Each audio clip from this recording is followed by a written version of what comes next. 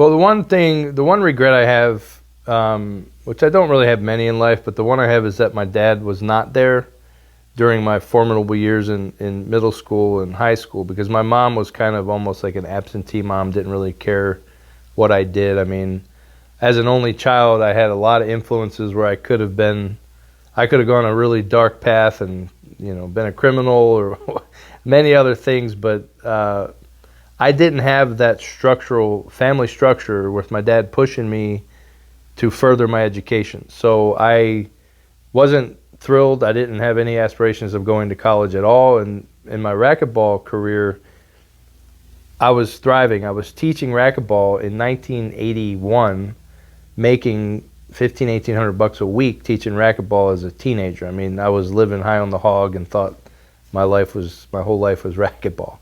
So I didn't have any aspirations to go to college because I thought racquetball was going to be my life.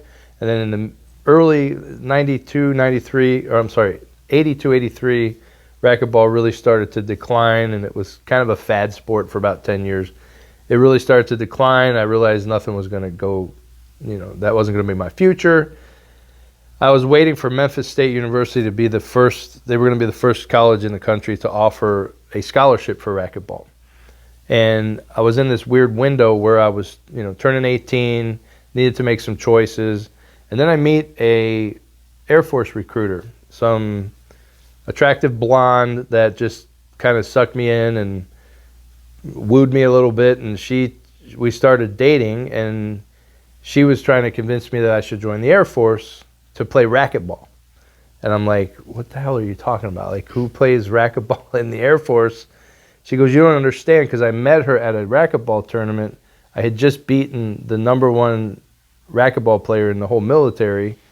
It was a wonderful man named Lou, and I beat him pretty easily, and she was watching the match, and after the match, that's where we met. And she, came to the party that night. She goes, well, you just beat the best guy in all the military, so you'll be a shoo-in for the Air Force team. I had no idea, total blind faith. I knew if I hung out in Maryland any longer, I would just end up being a racquetball bum and living in my mom's house forever and just making money and partying and whatever. So on a total whim, I decided to join the Air Force to play racquetball. So I joined the Air Force. I go off to basic training. Everything's cool. I get stationed in Southern California. And growing up in Maryland, we lived at the beach every summer, so I was a Maryland East Coast surfer, which sounds crazy because there aren't any waves on the East Coast. So I dreamed about California my entire childhood. I get stationed in Southern California for 2 years, go to California, never touched a racquetball racket because there was beaches. And so I started surfing, and I actually surfed in 2 military surfing championships, which is crazy because people don't think that's a thing. The old military used to have a very robust sports program, and that's when it kind of turned me on to, wow, I can do this on the Air Force's dime, have fun, compete. And so I did that for a couple years, and then I got stationed in Germany in 1986. Went over there. There's no waves or beaches in Germany, just cold weather, and so I started playing racquetball over there.